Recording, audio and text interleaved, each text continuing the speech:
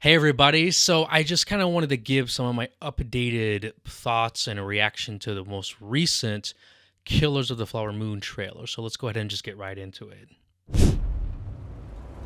Whose land is this? My land. He's like, I know what I got. Well, our war hero has arrived. You made a good choice coming back here. Osage are the finest, wealthiest, and most beautiful people on God's earth. They outsmarted everybody. They have the say. Who gets the oil? Son, I got a question. You like women? That's my weakness. Well, we mix these families together, and that estate money flows the right direction. It'll come to us. Shomikasi. That's how you are. I don't know what you said, but it must have been Indian for handsome devil. That laugh, that anti-laugh.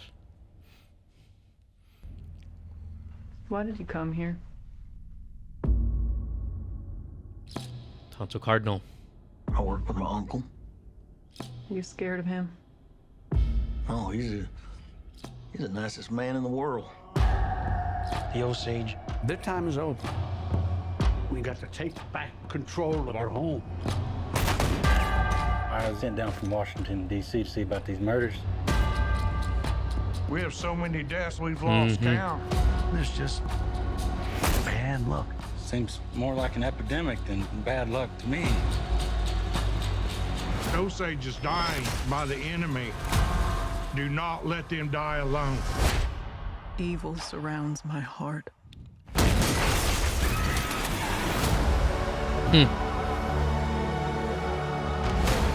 You gotta pick a side.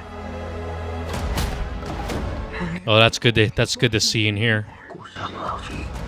And kill these men who killed my family.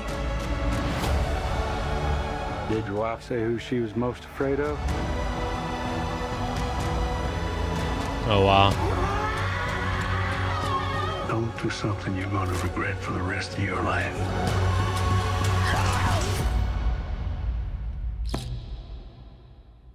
I ain't got nothing but regret.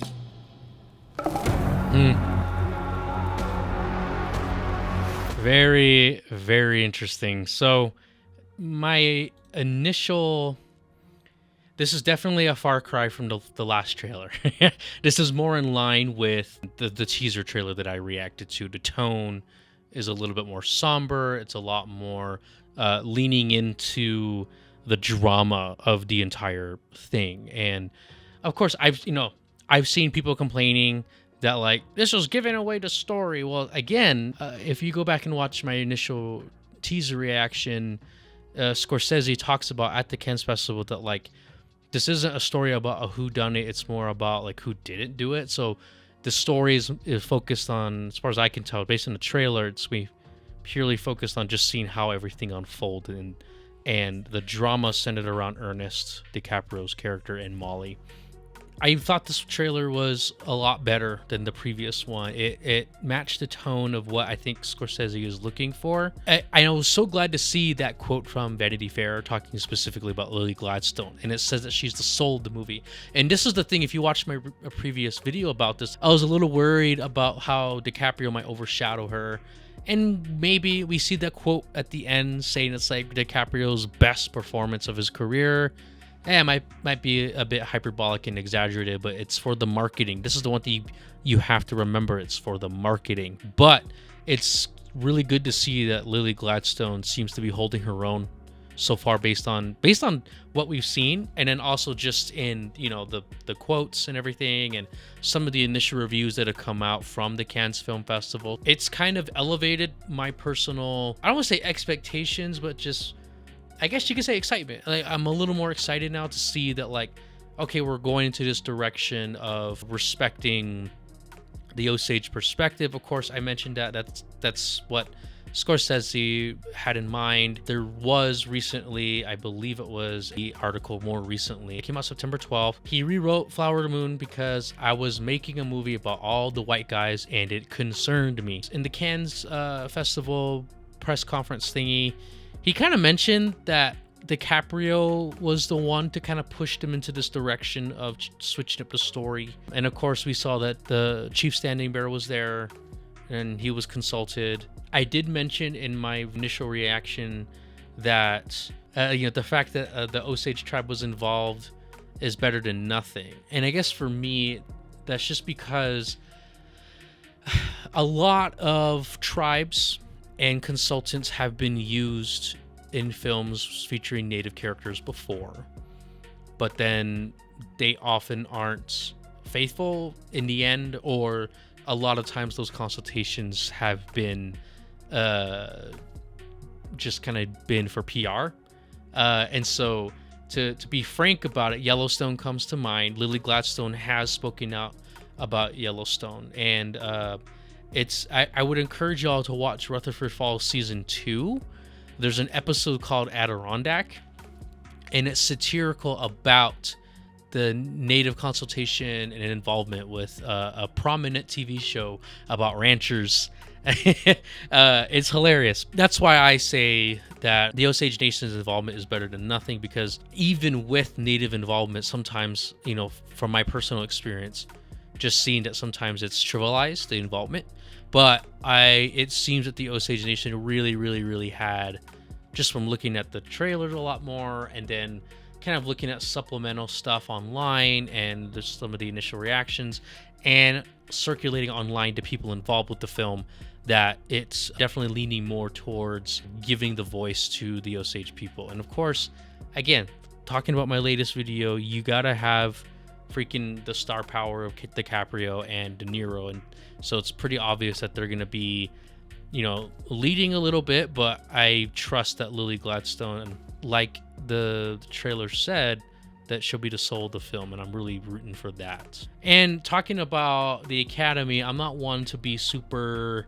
I don't hold the Academy in too high regards. Sometimes it's a bit trivial, but a part of me still likes that. I am rooting for Lily Gladstone to be nominated for Best Actress this year. For me personally, there is a very, very, very high chance that Lily is going to be nominated for an Oscar for Best Actress. She's probably going to be competing with Margot Robbie and Barbie, Emily Blunt and Oppenheimer. So, she wouldn't be like the first ever. There's been tons of other Indigenous and Native actors and actresses who have been nominated, but only 2 so far have won in their respective categories. Buffy St. Marie, she won for An Officer and a Gentleman. She won the original song for that. And then the second one is Taika Waititi for Best Adapted Screenplay, and that was for Jojo Rabbit. It's really great, and I dedicate this to all the Indigenous kids in the world who want to do art and dance and write stories. We are the original storytellers, and we can make it here as well. Thank you. Kia ora. And of course, Wes Studi was awarded an honorary Academy Award. I'd simply like to say, it's about time. So far, we haven't had an Indigenous actor or actress or director or screenwriter win in those major categories so far. And so, I'm holding out for Lily. I'm rooting for her. And so I'm definitely going to be reviewing the film when it comes out. I'm definitely going to give my thoughts on it. But I just thought I'd give you my updated thoughts on it. It's definitely elevated my expectations, and I'm actually a little more excited about this one this time around. And so, of course, again, if you watch my last video, I would love for this to have been a native run project, but the reality of the industry is that we needed somebody like Scorsese to kind of helm this project to get the funding and get it out there. But down the road, sooner than later, I would love to see a project like this, a native run project with the same amount of prestige, the same amount of talent, and the same amount of craft involved. Just tell a pretty and truthful and authentic Indigenous story. And so we just need to get there, and I think we're working towards it. We have a lot of amazing Native creators out there. And so that's it. Just to update you too, I'm sorry I haven't been uploading as much as I wanted to. It's just I have my full-time job, and I picked up a few personal side projects, and it's putting this on top of it, it's just been a lot. So, but I still have a lot of things I want to talk about. Dark Wind season 2 definitely, and then Reservation Dogs season 3. Now with Reservation Dogs season 3, you can see my thoughts on pretty much every episode so far on Indigenous Talk, and that's Patrick from Natives React. That's his other channel that he started, and me and Ian from Native Film Talk, and of course Jacob, his co-host. We've all kind of just collaborated and picked apart every single episode so far. So of course, like I said, Dark Winds, I've been kind of waiting for all to come out so I can kind of binge it and kind of give my overall thoughts. And of course, I still have a myriad of other things I want to talk about. And it's just, I have to find a more consistent rhythm with everything going on. And so the problem is I'm an editor by trade. It's my day job. And then when I come home to edit for this channel, I'm editing more.